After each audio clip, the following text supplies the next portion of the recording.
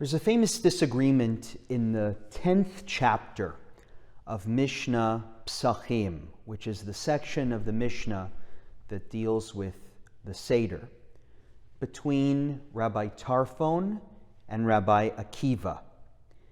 These two rabbis have a difference of opinion when it comes to the blessing that ought to be recited at the conclusion of the Magid section of the Haggadah. Rabbi Tarfon gives his version of that concluding blessing. It's simple and to the point. Asher ge'alanu ve'ga'al et avotenu b'Mitzrayim. Blessed are you, God, who redeemed us and redeemed our ancestors from Egypt. It speaks to the basic experience of the Seder, the journey of our ancestors from slavery to redemption. Rabbi Akiva has a different version of the blessing. It's longer and more elaborate. It includes Rabbi Tarfon's blessing, but it adds, Kain Hashem Eloheinu v'Elohei Avotenu, Yagienu lamoadim v'lirgalim acherim habaim likratenu l'shalom, semechim b'vinyanirecha v'sasim b'avodatecha, v'nochal min hazvachim u'min hapsachim, Baruch Ata Hashem Ga'al Yisrael. So may you, Lord our God and God of our ancestors, bring us to other appointed times and festivals which come towards us for peace, rejoicing in the rebuilding of your city and glad in your service. And there we will eat of the sacrifices and of the Pesachim. Blessed are you, Redeemer of Israel. This version is the one we have in our Haggadot. It not only thanks God for redeeming us, but also looks forward to the celebration of future festivals in a rebuilt Jerusalem, where with songs and sacrifices our worship will be restored. It's a very special blessing that I think deserves focus this year. To understand why, we need to ask what it is that motivates Rabbi Akiva to offer this expanded version of the blessing. Why not stick to the basics of the Seder night, which is what Rabbi Tarfon does? I would suggest that we gain some insight by reminding ourselves of Rabbi Akiva's life story through what we know of him in rabbinic literature. There is, of course, the story of Akiva's beginnings. Remember that he was a simple, illiterate shepherd who had not studied a thing until he was 40. We are told that he had an extraordinary partner beside him, his wife Rachel, who believed in him and encouraged him right from the beginning.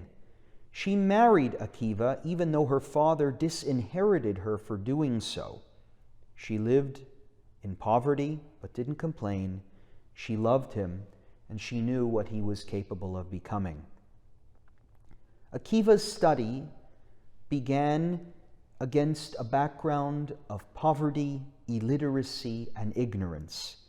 He learned by attending school with children and had to endure repeated humiliation and rejection, but he paid it no mind.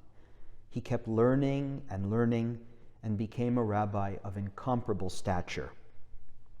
In the process, Akiva lost 12,000 pairs of disciples to a plague. He kept going. All around him he saw a nation besieged by enemies, but he didn't despair. He spoke always of a redemption that was close at hand. He saw the temple destroyed, but firmly believed that God would never abandon his people. And then there is the great story of Akiva walking towards Jerusalem with his friends you might recognize from the Haggadah, Rabban Gamliel, Rabbi Elazar ben Azariah, and Rabbi Joshua. When the four of them reached Mount Scopus and saw the temple destroyed, they tore their clothing. they walked to the Temple Mount and saw a fox running out of the place where the Holy of Holies had once stood. Rabban Gamliel, Rabbi Eliezer ben Azariah, Rabbi Joshua all began to cry. But Rabbi Akiva laughed. He saw the scene around him as the fulfillment of a biblical prophecy.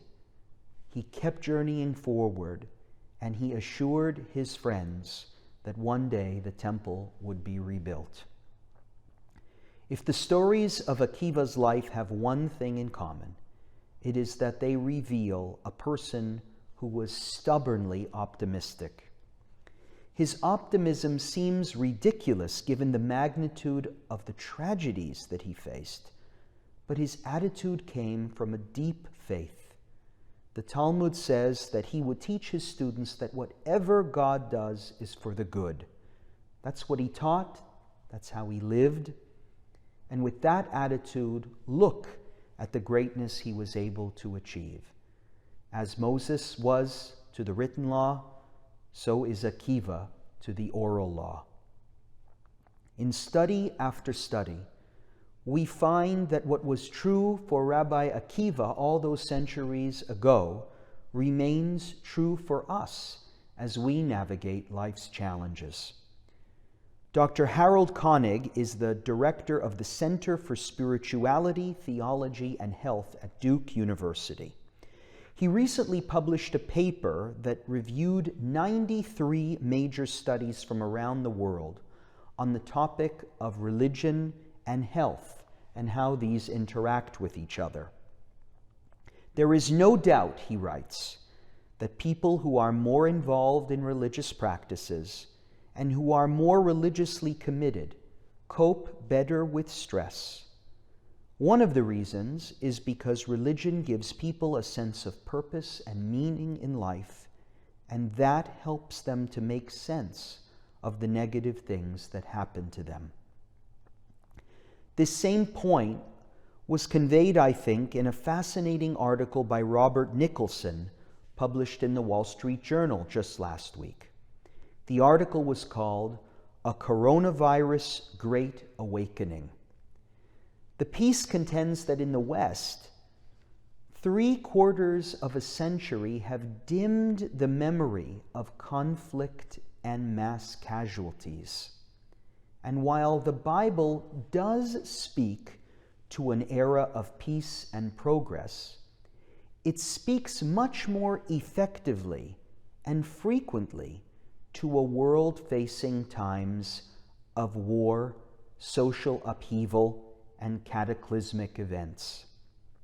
This might explain how God became more and more irrelevant in the last century. We were spoiled.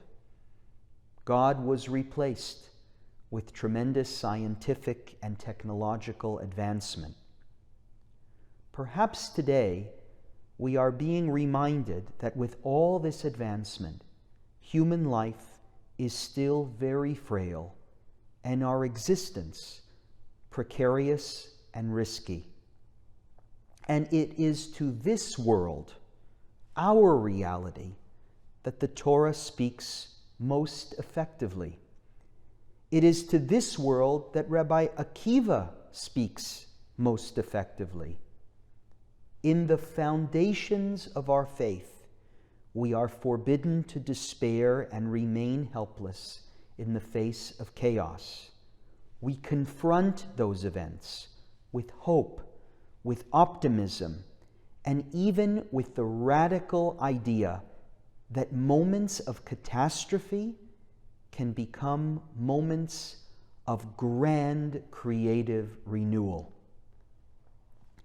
I don't know if this moment will bring about the renewal of faith in the West that the article in the Wall Street Journal spoke about, but I do know that this spirit of renewal ought to be the focus at our Seders this year. We need to read that blessing of Rabbi Akiva in our Hagadol this year with special intention and special attention. That beautiful blessing which says that it's not enough for us to conclude our Seders with the redemption from Egypt, because there are more redemptions and greater redemptions yet to come. Rabbi Akiva could see them, and this year we are obligated to see them too. God will bring us to more holidays, which will come to us in peace, and we will be joyful seeing a Jerusalem rebuilt, and a temple rebuilt, and a world rebuilt, and there will be love and justice and unity again. And then we will truly be able to say, Baruch Atah Hashem, Ga'al Yisrael. Blessed are you, O God, Redeemer of Israel. To one and all, Shabbat Shalom and Chag Kasher V'Sameach.